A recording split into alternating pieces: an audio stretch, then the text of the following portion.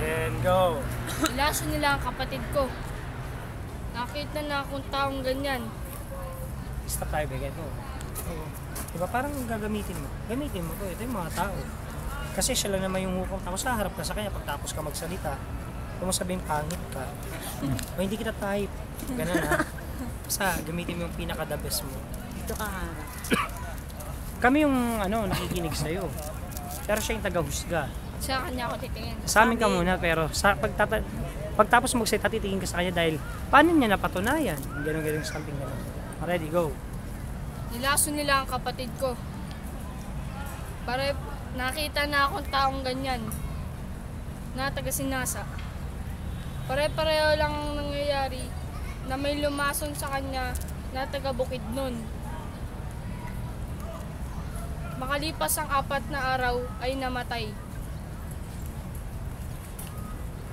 Sino sa tingin mo ang gagawa nito kay Balyas? Ha! Walang iba kundi si Kalampitan. Magbabayad ang Kalampitan na yan.